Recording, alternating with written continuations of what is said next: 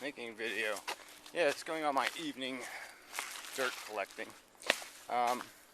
Modern Mystic made a video on the brain stuff, dreams and stuff, so I thought I'd make a video about that. So, not for everybody. Not really important stuff, just kind of interesting. You know, what causes what, how do we function, and stuff like that. Yeah, so I don't want to be nitpicking. You know, his theory is good enough. He adds a qualifier constantly. He's always like implying this. He has a problem with the you thing, and I agree. The you thing doesn't work in the sense of your brain is a person inside your brain, you know, running your brain. You know, your brain is you, collectively, and your brain is doing lots of things, and it's doing 99.99999999999% of them without you noticing. I just did that 0.999999 thing. I didn't do that. I mean, the thing I call me, the you thing, the program that is conscious, didn't do that. One of the other pieces of my brain did that, and I take credit for what it does, but I am not really a participant in any way. I mean, the conscious me. Actually, the conscious me, as I have argued, I think if you really look at it, doesn't do a damn thing. It just watches your brain make the thing called you. Now, I haven't heard a good argument against that truth, but just a lot of implied disagreements. But I think that's all it's doing. It's just watching. It's watching you, the thing, the brain, put together crap in response to the crap it noticed. I didn't notice it. It noticed it. You know, pieces of it noticed it. They recognized something and paid attention to it, associated it with a memory, blah, blah, blah, blah, blah, that kind of thing. But I didn't do a damn thing. I mean, you know, my brain did it. It's like my feet walk. I don't instruct them on how to do that anymore because, yeah, they do it. But when I had a stroke and my foot couldn't do that anymore, it was a bitch figuring out how to do it again. You know, re-establishing the orientation. And so that's sort of what the Mystic's video was about, was orientation. Yes, we get oriented to life. We have to go to like orientation school and have an orientor in the environment teach us what gravity is and all this other shit. And that's where I have a subtle disagreement with the Mystic, especially in the dream connection. But even in his use of the ocular or whatever, sounds visual when it's audio. But anyway, they use those implants. And at first, they just create noise. And he implied that the noise is not rich, that it's a crude facsimile, that it's not doing anything detailed, and that your brain is making up the detail. And I don't think that's happening at all. I think there is a rich signal. Otherwise, your brain would not be able to adapt to it, because it wouldn't be able to distinguish of from other. You know, it wouldn't be able to make enough of a distinction between different words and sounds and the speeds of them and all that stuff. So I think the signal is really quite rich. But the problem is the brain hasn't pixelated it yet. So I'll use as my metaphorical example that, you know, most mammals, well, many mammals, no, not many actually, are born kind of blind. You know, cats anyway, dogs. And it takes a little while for the brain to wire the screen, so to speak. And that's how I would metaphor it. That the screen in your brain hasn't been wired yet to define what pixel belongs to what piece of string in your brain. And so it takes a little while for it to connect the dots, linear thing. So at first, that tree would be in pieces. One piece would be over there, and a piece over there, and a piece over there, and a piece over there. And your brain figures out what is, by an algorithm, by applying some kind of Google-esque algorithm, it recognizes the reality. You know, that reality is this kind of thing. Leaves on the ground, green stuff, sky. It recognizes those patterns, sees them, and then patterns the connections to fit the reality. And it also creates things like your understanding of gravity and all that kind of stuff at the same time. Up and down, all that stuff is also wired. This is I collect dirt. See, I'm one of the people living on the top, you see. And here down at the bottom land, they have stolen all my topsoil. So I am reclaiming it after the worms have pooed it. So they call these castings, I guess. Worm poo is called a casting. Yeah, whatever.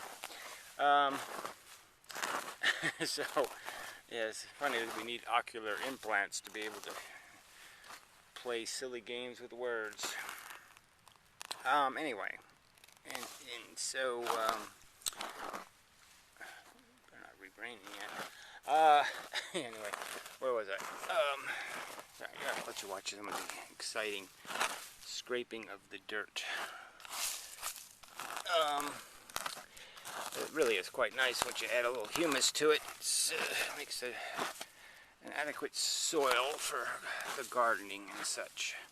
And really I do it just because it's good exercise, carrying it.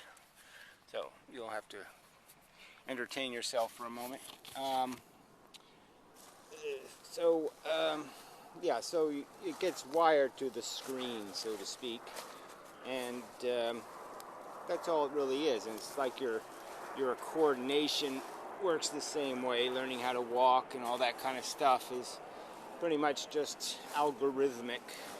What works over time, and what works over time is programmed into the mechanism, into reflexes that work. And pretty much your brain is reflexively, it learns how to see. And so it has lots of reflexes that fill in lots of little bits, do the three-dimensionally thing for you, make it appear, make your world feel three-dimensional, even though you're seeing it in two dimensions, and, well, feel in the sense of see.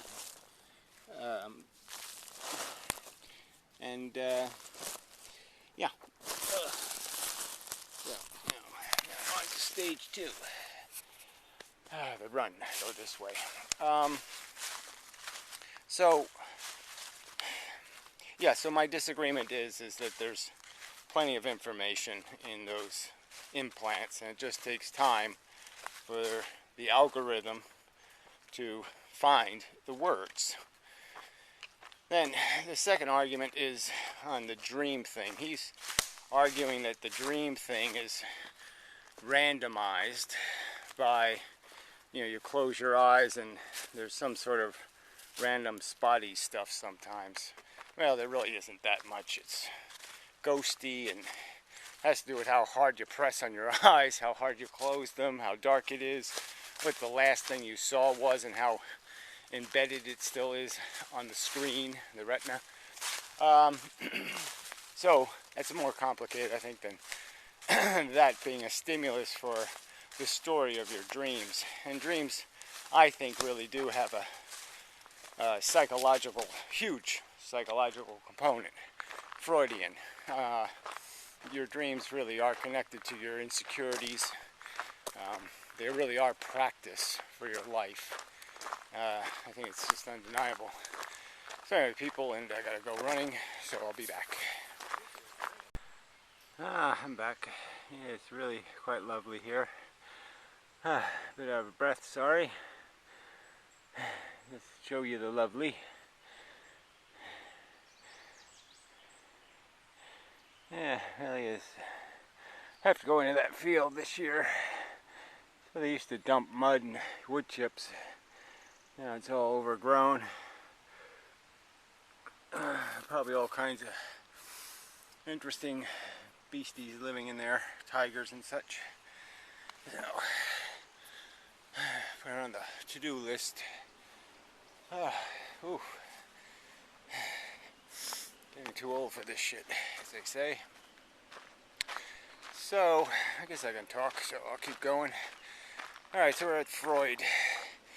So, I think there's, at least for me personally, I can clearly see how my brain is getting practiced by my dreams. My dreams are really tied to my fears, my insecurities, really tied to the desire mechanism, you know, what I want. It shows me it, you know, doesn't let me get it too often, especially the last few years. You know, it's, you get that one dream a year where, you know, you get the triplets, you know, and Binky, Bonky, and Wonky, and you know, life is good. But the rest of them, it's all something goes wrong, somebody's head falls off, some kind of bullshit. Get killed a lot in my dreams. Run over by something, trapped in something, building falls on me, all that kind of shit. So lots of practice for real life. So this is something I've said many times. I know you people have heard it, that dreams are practice. I've never heard a good rational argument opposing that as a pretty solid description of reality. And your brain's practicing cheap. Okay, your body's doing this whole rest thing. It's doing this whole, you know, let's have some downtime, work on the systems. So it doesn't want to, it's not eating, you know, it doesn't want to waste a bunch of energy on fantasy. So it runs it, you know, on the iPod battery, you know, not a low battery use. And so that's why I think it has such poor definition, is that it's just it's the cheap Android. You know, it's got crappy resolution. You know, but it's good enough. You know, and it's certainly good enough for the purpose, which, like I said, I think is evolutionarily, the purpose is might as well practice life while you're out of the game for a while. You know, yeah, you know, learn how to do it better by practicing. Simple. So I don't think it's a random thing. I think certainly if the brain needs random, it can get random anywhere. It doesn't need the spots left over on your retina to find randomish, you know. No pure random anyway. But yeah, it doesn't have to look very hard to find something chaotic to pull out of nowhere. Amazing how few of those kind of mistakes the brain does make, right? You know, composes all these sentences, does all this work, and every now and then though, boing, yeah, it boners on a word like chaotic. You got chaotic. It's just kind of funny.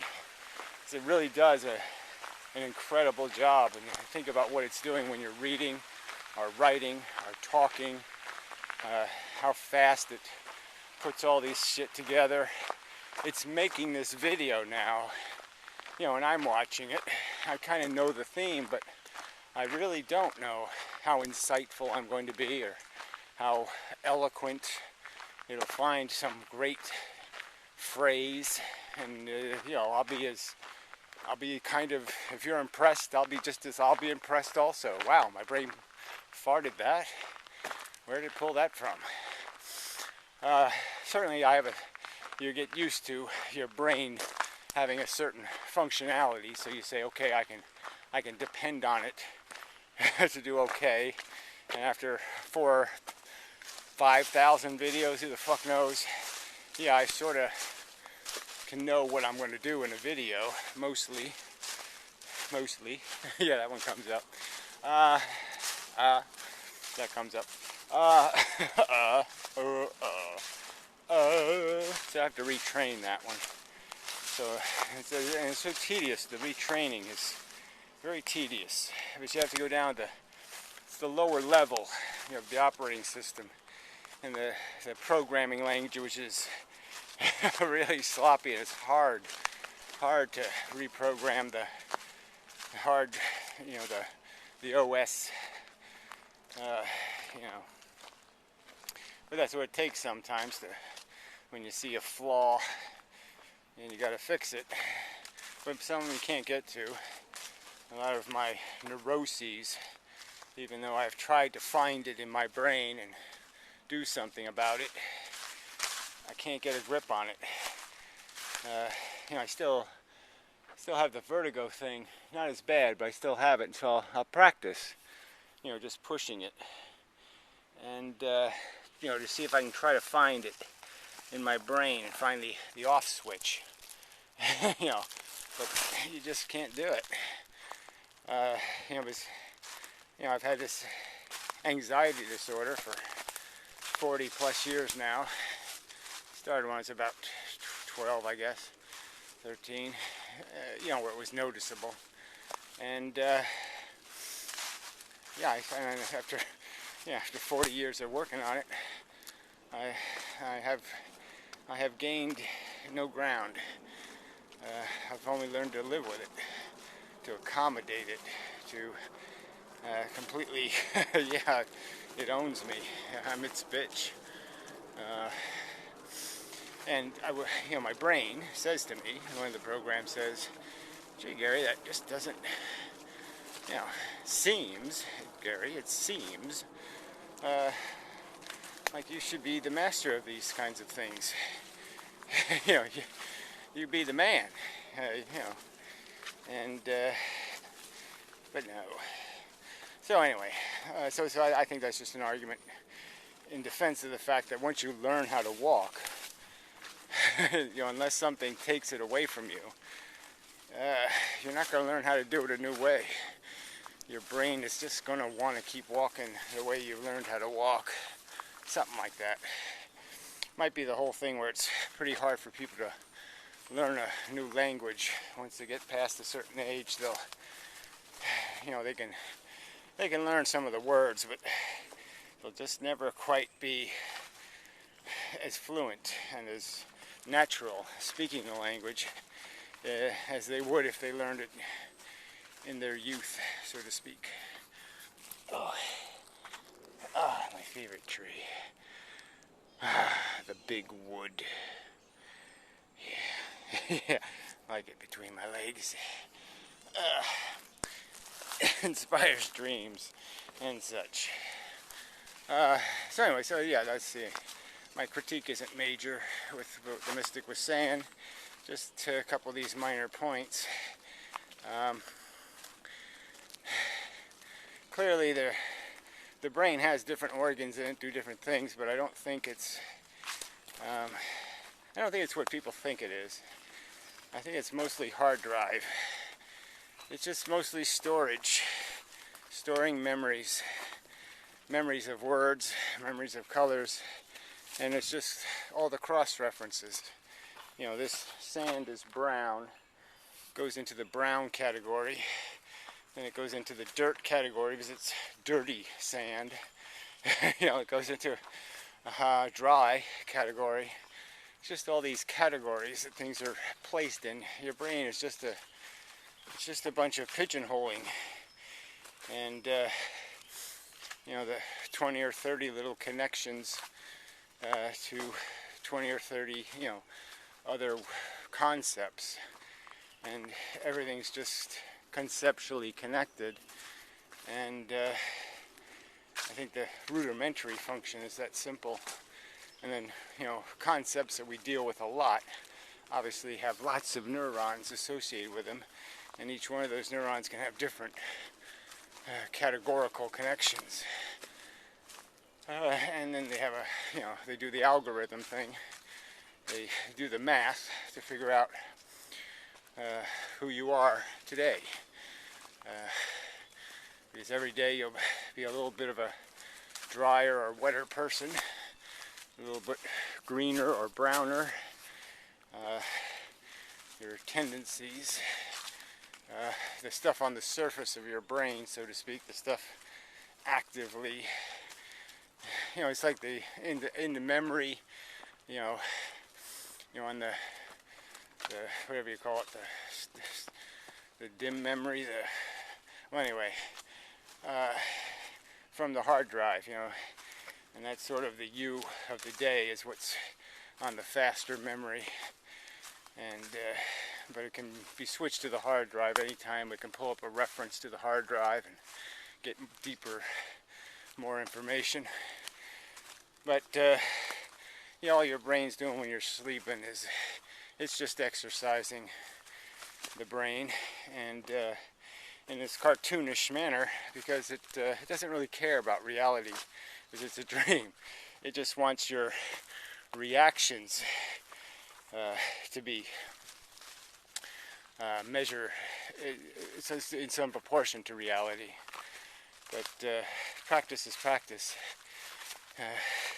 Doesn't matter that it's a virtual cartoon world. Yeah. I think it makes it even better for the purpose of the practice. If your brain tried to duplicate reality, you might get bored, or you'd wake up. Something like that, maybe. Who knows? It would just be more complicated, because then it has to get too many details right. If your brain tries to synthesize reality in your dreams, it has to get all this detail right. And it just can't do that without wasting a bunch of energy. So it doesn't bother. So, I think that's enough. I think clean up this hair area. Yeah.